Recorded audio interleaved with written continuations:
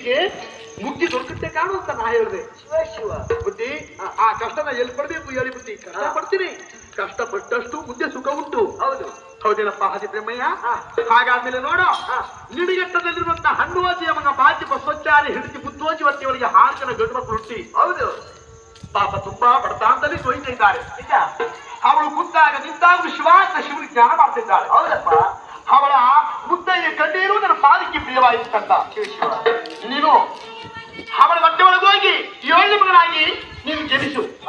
ನೀವು ಹುಟ್ಟಿದ ಮೇಲೆ ನಿಡಿಗಟ್ಟವನ್ನು ಬಿಟ್ಟು ನಿನ್ನ ಪಡೆದಂತ ತಂದೆ ತಾಯಿಗಳು ಕೆಟ್ಟು ಪಟ್ಟಣ ಸೇರ್ಕೊಳ್ಬೇಕು ಅಂತ ಹೇಳಿ ನಿಡಿಗಟ್ಟ ಬಿಟ್ಟು ಮಾರಾಪುರಿ ಪಟ್ಟಣ ಮಾರಳ್ಳಿ ಬಂದು ಸೇರ್ಕೊಳ್ತಾರೆ. ಹೌದು ಅವರು ಮಾರಳ್ಳಿ ಬಂದು ಸೇರ್ಕೊಂಡ ಮೇಲೆ ನೀ ತುಂಬ ಶುಕ್ರವಾರ ದಿನ ಸುಪುತ್ರ ಯಾವಾಗ ನಿನ್ನ ತಾಯಿ ಹೊಟ್ಟೆಯಿಂದ ಹುಟ್ಟುಬಿಟ್ಟಿಯೋ ಆವಾಗ ನಿನ್ನ ತಾಯಿ ಆದಂತ ನಿನ್ನ ಪಡೆದಂತ ಬುದ್ಧೋಜಿಗೆ ಮಣ್ಣಿನ ಹರಿವು ಒಂದಾಯ್ತದೆ, ಬಿದಿರುಮರ ಬಂಗಾರವಾಯ್ತದೆ.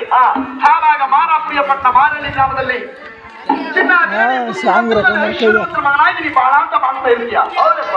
ನೋಡಪ್ಪ ಆದಿಬ್ರಹ್ಮಯ್ಯ, ನಾವು ನೆಲೆಗೊಂಡುವಂತ ಸ್ಥಳ ಹೌದು ಗೊತ್ತಿರೋ, ಉತ್ತರ ದೇಶದಿಂದ ದಕ್ಷಿಣ ಮುಖವಾಗಿ ದಯಮಾಡಿ ಕಾಲ್ಮತದವನಟ್ಟಿ ಕುರುಬೇಗೌಡರ ಮನೆ ಅಂತಕ್ಕಂಥ ಮನೆಯನ್ನು ನಾವು ದತ್ತುವಾಗಿ ದಾನ ಪಡ್ಕೊಳ್ತೀವಿ. ಹೌದು ಅಲ್ಲಿ ಬಂದು ಆ ಬೊಪ್ಪೇಗೌಡಪುರದ ಆಶ್ರಮದಲ್ಲಿ ನಾವು ನಿಲ್ಲಿಸ್ಕೊಂಡ ಮೇಲೆ ನೀವು ಹುಟ್ಟಿದಂತ 7ನೇ ವರ್ಷಕ್ಕೆ ನಾನು ನಿನ್ನ ಮಾರಾಪುರಿ ಪಟ್ಟಣ ಮಾರಳ್ಳಿ ಗ್ರಾಮದ ಕುಲಮ ಕಚೇರಿಗೆ ಬಂದು, ಹೌದು ನೀನು ಐಶ್ವರ್ಯವಾಗಿ ಬಾಳಾಟ ಮಾಡ್ತಾ ಇರ್ತೀಯ.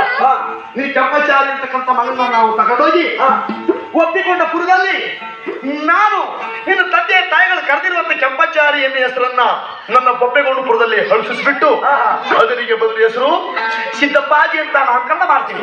ಶಿವ ಉತ್ತರ ದೇಶದ ಸಿದ್ದಪ್ಪಾಜಿ ಮಾಡಿ ಜಗತ್ತಕ್ಕೆ ನಿನ್ನ ದೇವ್ರು ಮಾಡ್ತೀನಿ ಅಂತ ಹೇಳಿ ನಾನು ಹಿಂದೆ ಕಲ್ಯಾಣ ಪಟ್ಟಣದಲ್ಲೇ ಹಾದಿ ಬ್ರಹ್ಮನಿಗೆ ನಾನು ವಾಗ್ದಾನ ಕೊಟ್ಟು ಬಂದಿದ್ದೆ ತಾಯಿ.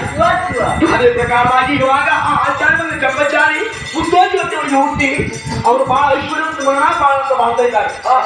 ಹಿಂದೆ ಕಲ್ಯಾಣ ಪಟ್ಟಣದಲ್ಲಿ ಹೇಳಿ ಬಂದಿರ್ತಕ್ಕಂಥ ಮಾತ ಅವರು ಹಿಂದೂ ಜ್ಞಾಪಕದಲ್ಲಿದ್ದರೋ ಅಥವಾ ಮರೆತುಬಿಟ್ಟಿದ್ದರೋ ಆ ಕೆಂಪಚಾರಿ ಸತ್ಯ ಸ್ವಲ್ಪ ನಾವು ಪರೀಕ್ಷೆ ಮಾಡಬೇಕು ಅಂತ ಹೇಳಿ ಗರುಗುರು ಕಂದಾಯ ಮೂರ್ತಿ ಹುಟ್ಟಿದ ಸೋಮವಾರ ಮಹಾಪುಣ್ಯ ದಿನ ಉಗ್ರಣದ ಮನೆಗೆ ನಮ್ಮ